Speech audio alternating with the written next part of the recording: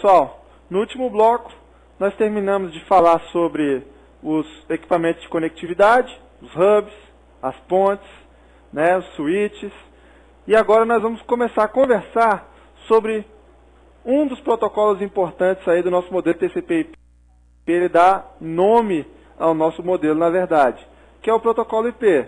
O protocolo IP funciona na camada 3 do modelo OSI, tá? Ele não é orientado à conexão, então ele é um serviço que não é confiável. Podem ocorrer perda de pacotes, podem ocorrer corrupção nos dados, entrega fora de ordem, né? Lembrem do conceito da primeira aula, que é um serviço não orientado à conexão, ok? Qual é a função primordial do protocolo IP? Endereçamento. Você saber onde cada máquina está na rede. Cada nó vai ter um endereço IP designado para poder se comunicar via rede com os outros nós. Tá certo? Os dados da camada superior vão ser encapsulados. Aqui na camada 3 a gente começa a chamar já de pacotes, tá? E o protocolo IP vai poder ser, né, roteado. O que vai acontecer? Cada informação vai ser encaminhada nó a nó até chegar ao seu destino. Como que isso acontece? A gente vai estudar os roteadores ainda, mas vocês vão perceber que, com base no endereço de destino, que está no cabeçalho, né, o endereço de origem e destino que vai estar no cabeçalho de cada mensagem, de cada datagrama IP, você tem toda a informação necessária para o seu roteador ir encaminhando essas mensagens. Então, as mensagens vão ser encapsuladas, as mensagens da camada de transporte, na verdade, né, são encapsuladas no IP e vão sendo encaminhadas nó a nó até chegar ao seu destino. Tá? Algumas características aí do protocolo IP. O pacote no protocolo IP é chamado de datagrama. Tá? O que ele vai conter? Basicamente, o IP de origem, o IP de destino, isso é, os endereços, né, de origem e destino, vai ter um campo para verificação de erro, vai ter um conceito aí de time to live, que é o TTL. Para que serve basicamente o TTL? Para evitar os pacotes vagando em loop. Como assim? TTL é um número que estabelece qual é o máximo número de nós por onde esse pacote vai passar até chegar ao destino dele. Por exemplo, quando você tem um TTL de 64, você está dizendo o seguinte: olha, esse datagrama aqui pode passar por até 64 nós até que ele chegue ao destino dele. Para que serve isso? Se você tem algum roteamento que não está funcionando bem e está em loop, e sua mensagem não está chegando, você poderia ter pacotes IP vagando indefinidamente pela rede. TTL evita isso. Quando você vai decrementando o valor e ele chegar a zero, esse pacote para de trafegar pela rede. Tá? O roteador que receber esse pacote vai entender que o pacote já trafegou tempo demais e não deve mais continuar vagando pela rede. Então esse pacote é dropado. Tá? E, além do TTL, você tem a parte dos dados em si do protocolo IP, que tem tamanho variável, tá? Não tem tamanho fixo. Então, aqui a gente tem um desenho básico aí do datagrama, tá? Ele tem alguns outros campos, por exemplo, como o campo aqui da esquerda, que é a versão do datagrama, né? Tá? Você tem tamanho, lá, do lado direito ali o length, tá vendo? Tamanho do quadro. Você tem algumas identificações, flags, o CRC, que é o controle de erro, né? O time to live, que eu já expliquei, o protocolo, que eventualmente vai estar sendo usado por uma camada superior, né? Ele pode conter essa informação, os endereços de origem e destino, opções, caso sejam, né, necessárias algumas opções para cada frame, e o payload, que o payload nada mais é do que os dados propriamente ditos. tá? Como que funciona a parte principal do IP, que é o endereçamento? Primeiro, endereço IP vai ser identificação única do sistema da rede. Você vai ter, basicamente, 4 octetos ou 32 bits para cada endereço, para cada nó. Esse endereço IP, esses 4 octetos, vão designar tanto a rede quanto o host. Como assim, professor? Olha só. Você tem um exemplo aqui embaixo. Você tem a rede 172.16.100.0 com a máscara 255.255.255.252. Tá? Então, o que você está dizendo ali? Ó? Eu estou dizendo que os 30 primeiros bits são para designar a rede e os 2 últimos que estão aqui na direita, para designar o host. Tá vendo? Essa é uma notação que não é tão comum de você ver. Pelo menos não era. Nós vamos entender por quê. Notação mais comum é essa que eu estou te dizendo aqui, representação decimal. 255, 255, 255, 0. Que é o quê? Você tem os 3 primeiros octetos identificando a sua rede e o último octeto inteiro identificando os seus hosts. Ainda não entendeu? Muita calma nessa hora, nós vamos chegar lá. O que você tem? Classes de endereços. São identificados pelos primeiros 4 bits. Então você vai pegar lá o primeiro octeto e você vai pegar a classe A, corresponde ao primeiro bit, classe B o segundo e classe C o terceiro. Então você vai ter o seguinte, de 0 a 126, não 127, porque 127 é uma classe reservada, a gente vai ver lá embaixo. Classe B entre 128 e 191 e classe C entre 192 e 223. Lembra que você tem um octeto lá composto por 8 bits. Por que são esses aí, de 0 a 126?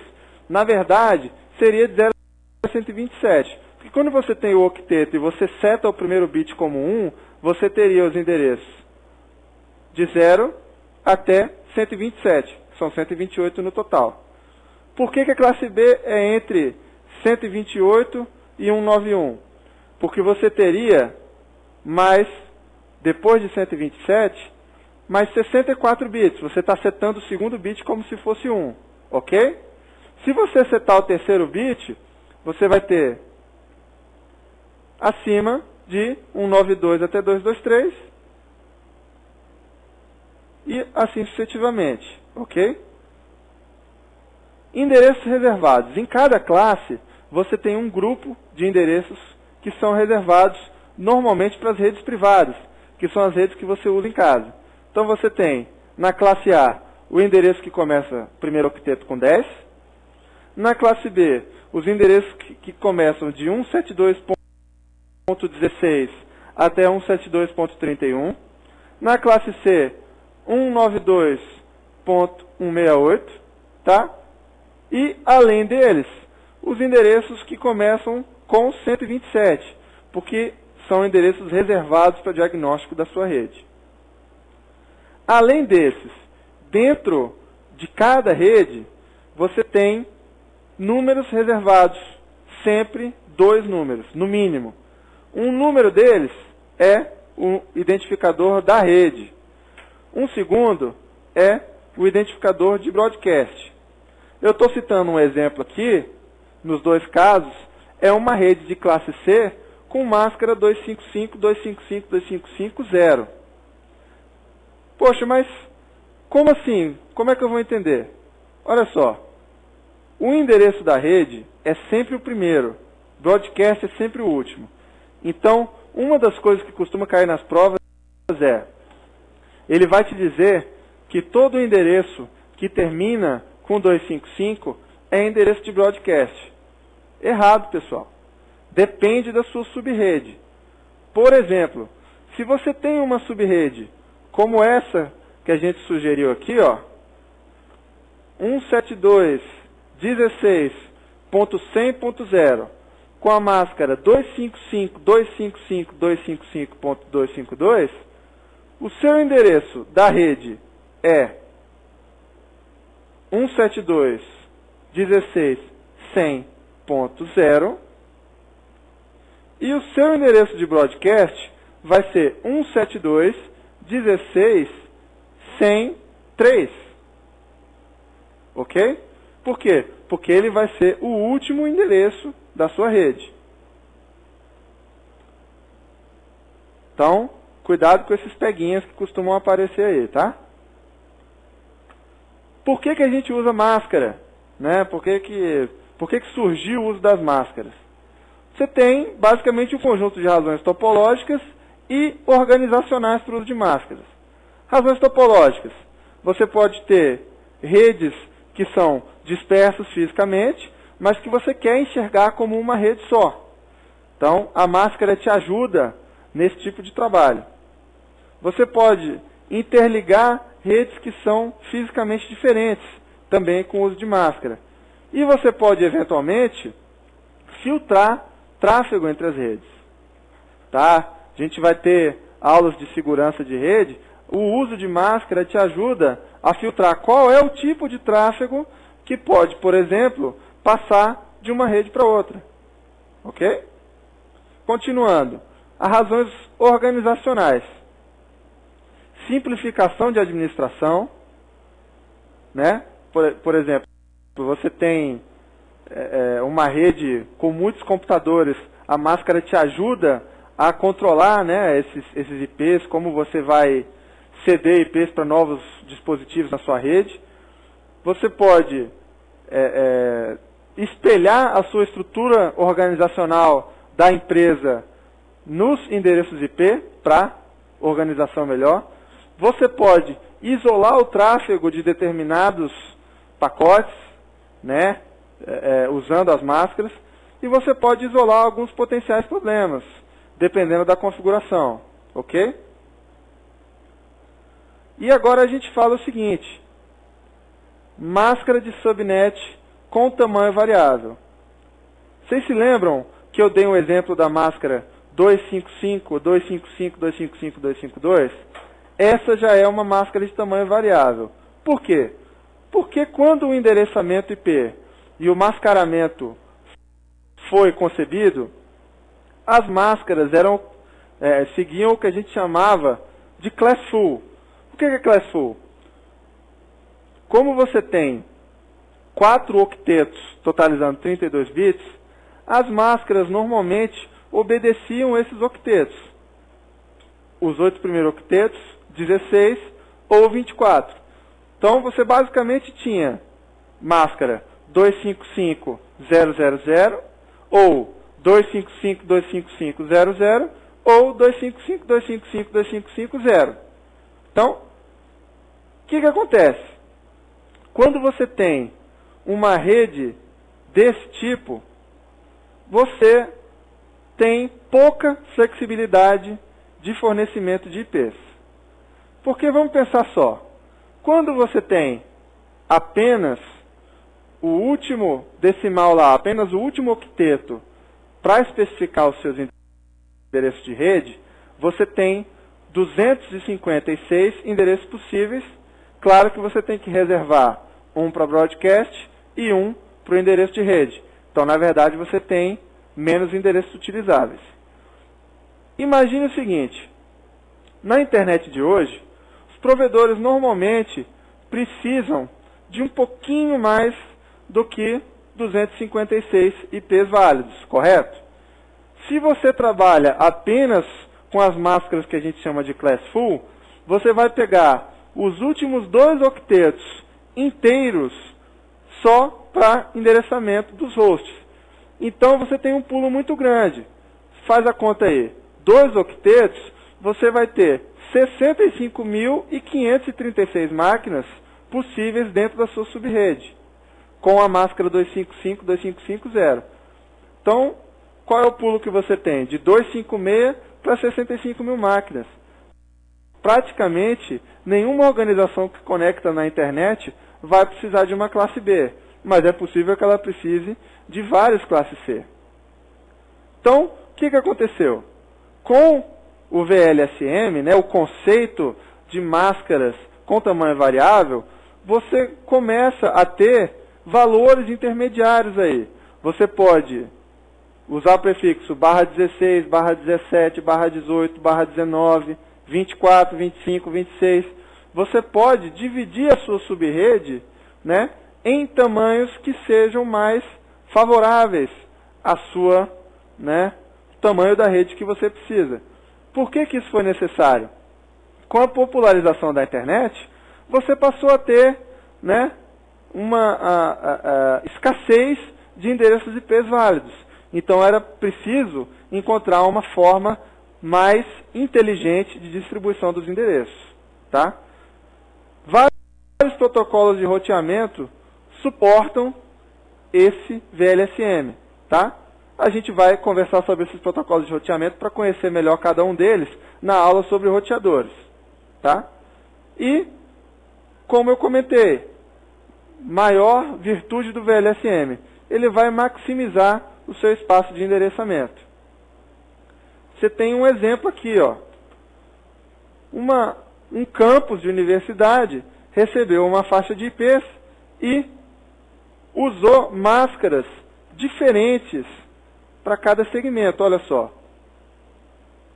Você tem um endereço /20 aqui, né, da WAN, e ele usou, por exemplo, nos links aqui, ó, o endereço /30, porque ele não precisa necessariamente de mais do que 2 IPs válidos aí para fazer um link de um roteador a outro. Então ele usa uma máscara bem pequenininha para maximizar a quantidade de IPs que ele pode ter. Tá? Quem é que usa o VLSM? É o nosso CIDR. Tá? Ele usa o princípio de VLSM. Então o que ele vai fazer? Ele vai organizar os seus IPs em subredes, independentemente do valor do IP, com as máscaras de tamanho variável. O que ele vai fazer? Ele vai evitar o desperdício de IPs. Tá? Eu citei um exemplo aí comum. Tá? Você tem um grande provedor que precisa de 10 mil IPs. Só que o que acontece? Uma classe B inteira te reserva 65 mil. Então você ia ter mais de 40 mil endereços aí sendo desperdiçados, caso você forneça essa classe inteira para o provedor. Então o que você pode fazer? Você vai fornecer várias faixas contínuas que podem ser agrupadas em uma máscara maior. Como assim? Você tem, por exemplo, aqui, ó, 8 faixas contínuas de /24, que são classe C, né, agrupadas em /21, isso é, classe B. Para que você vai fazer isso? Para você beneficiar o roteamento. Na tabela de roteamento, você tem, né, entradas finitas. A memória do roteador não é infinita. Então, em vez de você ter que criar uma tabela de endereçamento lá, uma tabela de roteamento no seu roteador, para cada uma dessas redes /24, você as agrupa em uma rede maior só, e você cria só uma tabela de roteamento para o /21. Tá? E aí, no CIDR, você pode ter faixas de endereço com qualquer número. Tá? Não necessariamente um IP que comece com 73, por exemplo, vai ser classe A. Aí você perde o sentido da classificação em classes. E aqui, olha só, a gente tem uma colinha dos endereços do CIDR, né, com o uso de máscara de tamanho variável.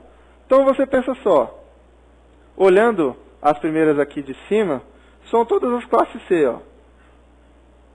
Então, para você ter, quando você tem uma máscara 255.255.0, você tem 256 IPs possíveis. É o /24.